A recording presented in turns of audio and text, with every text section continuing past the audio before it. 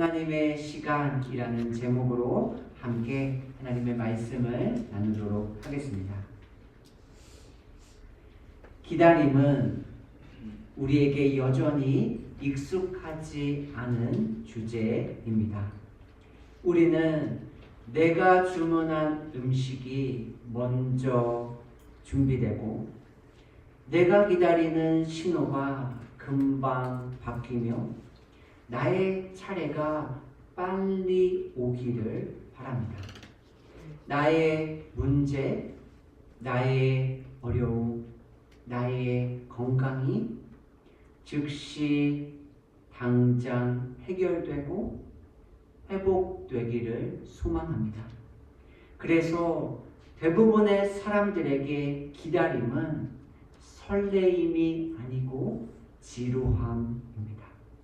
그러나 성경은 모든 일에는 때가 있음을 말씀합니다. 전도서 3장 1절입니다.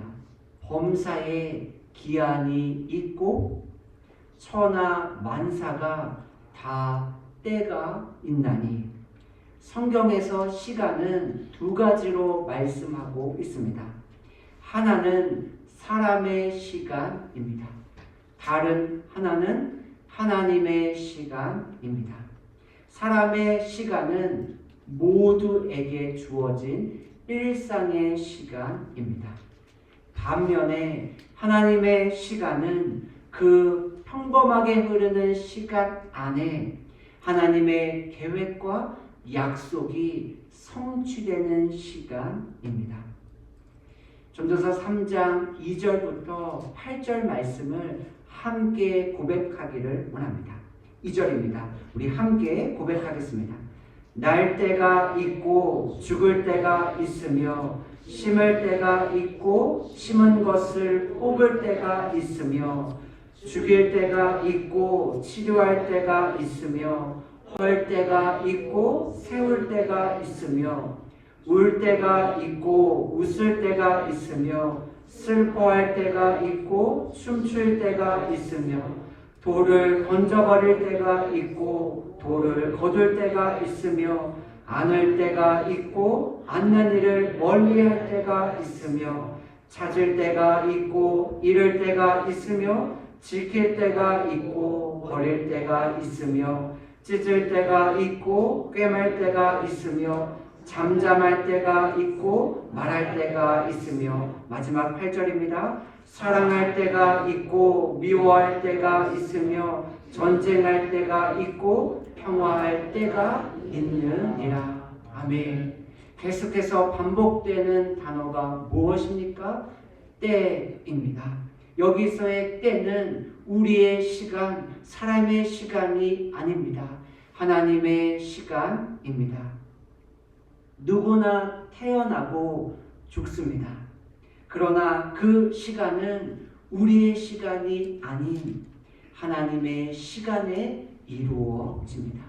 그리고 태어나고 죽는 그 모든 과정에서 일어나는 일들도 하나님의 때, 우리가 익숙하게 표현하고 고백하는 신앙의 언어로 하나님의 섭리 가운데 있습니다. 사도 바울이 있습니다. 사도 바울은 예수님을 믿는 사람들을 잡아 감옥에 가뒀습니다. 그는 자신에게 주어진 일상의 시간, 평범한 시간을 살았습니다. 사람의 시간입니다. 그런데 하나님께서 사도 바울을 찾아오셨습니다. 그리고 사도 바울이 다메섹으로 가는 그 도중에 살아계신 주님을 만나게 됩니다. 하나님의 시간이, 하나님의 때가, 하나님의 섭리가 평범하게 흐르고 있는 시간 안에서 하나님의 계획이 이루어진 사건입니다. 여기까지는 큰 불편함이 없습니다. 어려움도 없습니다. 왜냐하면 지나간 과거이기 때문입니다. 그런데 우리의 삶은 과거도 아니고 미래도 아닙니다. 현재 진행형입니다. 우리는 각자가 가지고 있는 시간표가 있습니다. 그리고 하나님도 자신의 시간표를 가지고 계십니다. 이 두 시간의 계획이 맞을 때 우리는 완벽한 타이밍, 신앙의 언어로 여호와 이레라고 고백합니다. 그런데 이 두 시간에 시차가 생길 때 우리의 마음은 조급해지고 때로는 불편해지며 어려워집니다. 우리가 담임 목사 취임식 때 함께 고백한 찬양의 후렴이 있습니다. 그 찬양의 후렴의 가사입니다. 날 부르신 뜻 내 생각보다 크고 날 향한 계획 나의 지혜로 측량 못하나 가장 좋은 길로 가장 완전한 길로 오늘도 날 이끄신 믿네. 이사야 선지자의 목소리로 들어볼까요? 이사야 55장 8절입니다. 이는 내 생각이 너희의 생각과 다르며 내 길은 너희의 길과 다름이니라. 하나님은 이사야 선지자를 통하여 하나님의 시간표와 우리의 계획이 항상 일치하고 같지 않음을 말씀하셨습니다. 그럼에도 오늘 우리가 기쁨과 감사로 소망과 설레임으로 살아갈 수 있는 이유가 있습니다. 이사야 55장 9절입니다. 이는 하늘이 땅보다 높음 같이 내 길은 너희의 길보다 높으며 내 생각은 너희의 생각보다 높음이니라. 하나님은 우리의 길과 생각보다 높고 높으신 분입니다.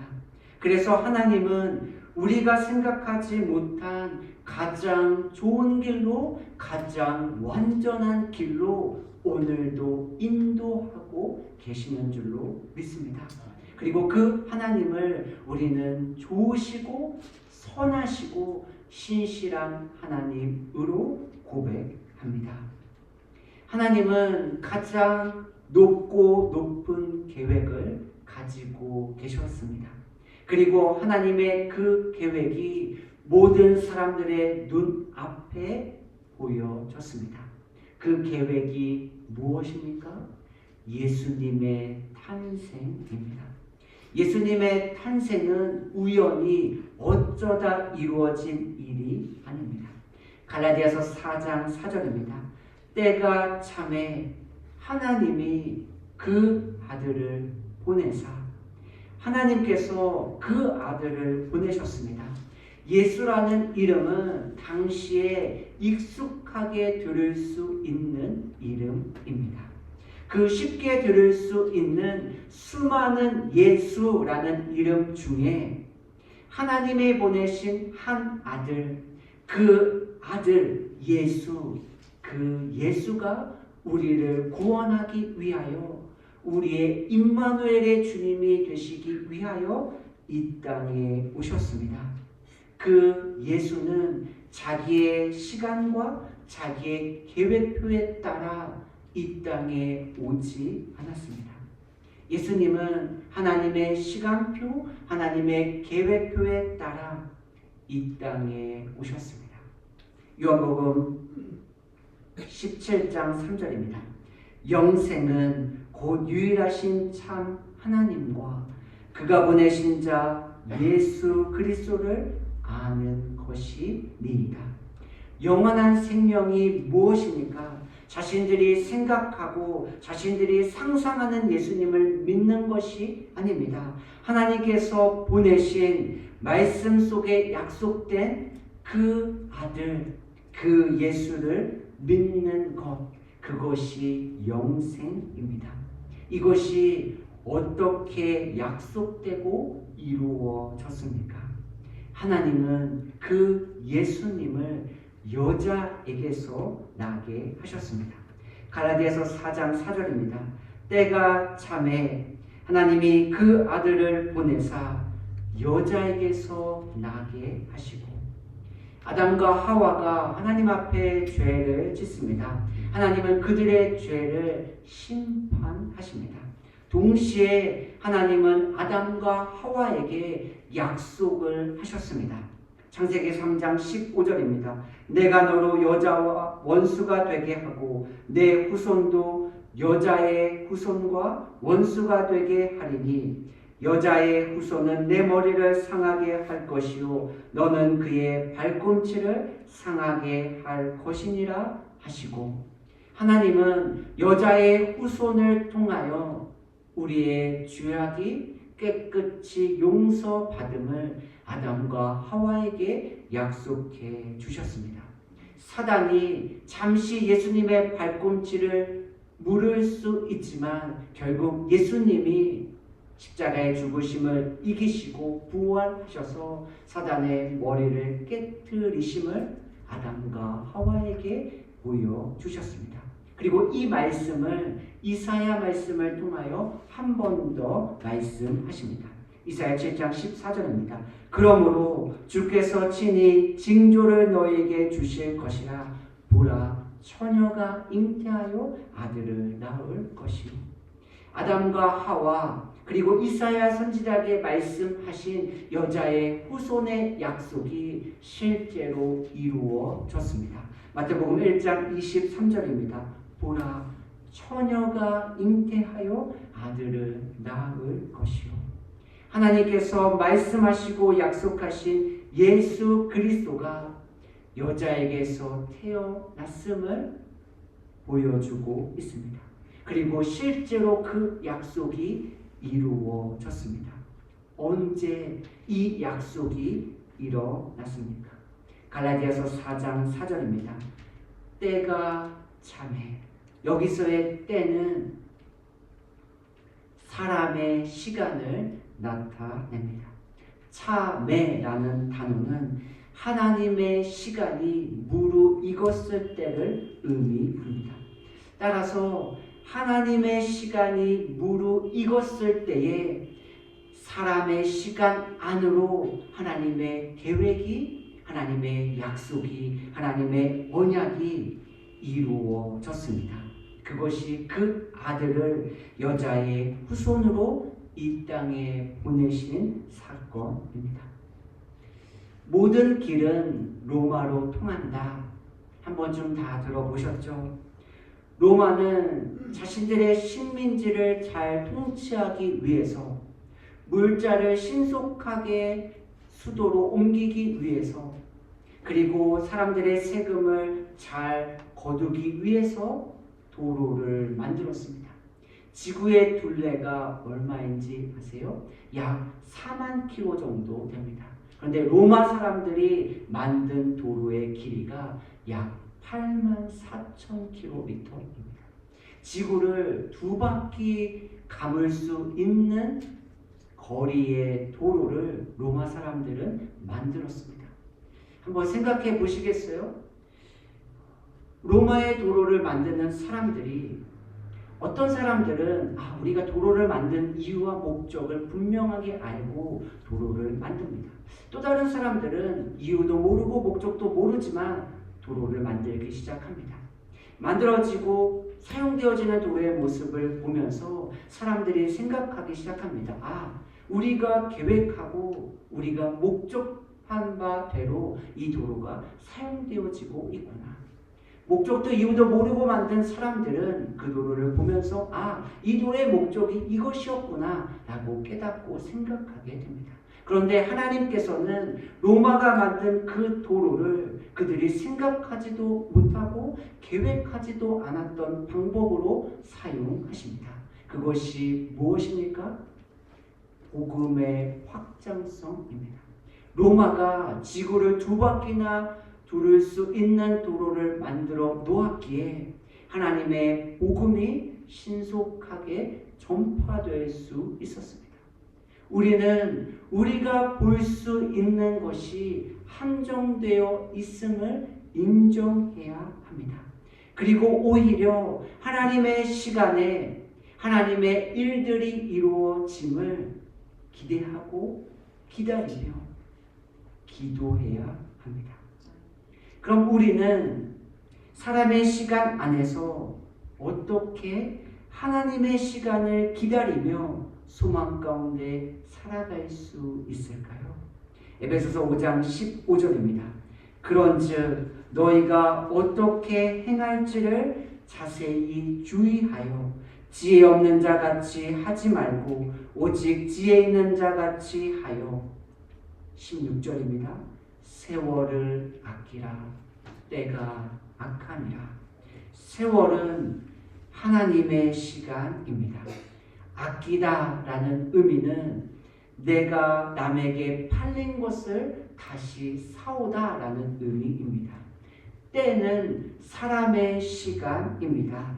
악하다라는 단어는 시간이 사단의 다스림 아래 있다라는 의미입니다. 조금 복잡해 보이니 정리해 보도록 하겠습니다. 사단은 우리가 사람의 시간으로만 살기를 원합니다. 그래서 사단은 우리가 영원에 비추어 오늘을 보지 못하고 이 땅만 바라보며 살아가기를 원하고 있습니다. 그때에 우리는 이미 우리가 뺏긴 그 하나님의 시간을 다시 사와야 합니다. 그것이 아끼다라는 의미입니다. 그리고 하나님께서 우리에게 허락하신 하나님의 시간을 우리가 살아가야 합니다. 그것이 세월을 아끼라 때가 악하니라 라는 의미입니다. 우리가 또다시 주어지는 하루의 일상의 평범한 시간을 보내고 있습니다. 그러나 그 가운데 하나님이 우리에게 주신 하나님의 말씀, 하나님이 우리에게 주신 하나님의 마음에 순종하며 나아갈 때에 그 일상의 시간은 하나님의 시간으로 바뀌게 됩니다. 그리고 그 시간이 무르익었을 때에 하나님의 계획이 나의 삶 가운데 이루어지고 나타나고 보여지게 됩니다. 그것이 때가 참에 그 아들을 여자에게서 나게 하시고 라는 말씀입니다. 이제 한 주간의 삶이 우리를 기다리고 있습니다.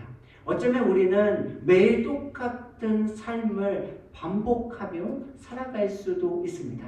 그때에 하나님이 우리에게 말씀하시고 하나님이 우리 마음 가운데 주신 그 하나님의 마음을 거부하지 않는 저와 여러분들이 되기를 소망합니다. 오히려 그 하나님의 말씀과 마음에 반응하는 저와 여러분들의 삶이 되시기를 예수님의 이름으로 축복합니다. 그래서 흘러가는 그 시간이 무의미한 시간, 흩어져 버리는 시간이 아니라 영혼과 잇대어 맞닿는 하나님의 시간으로 고백하며 그 하나님의 은혜를 누리며 살아가는 저와 여러분들의 삶이 되시기를 예수님의 이름으로 축복합니다.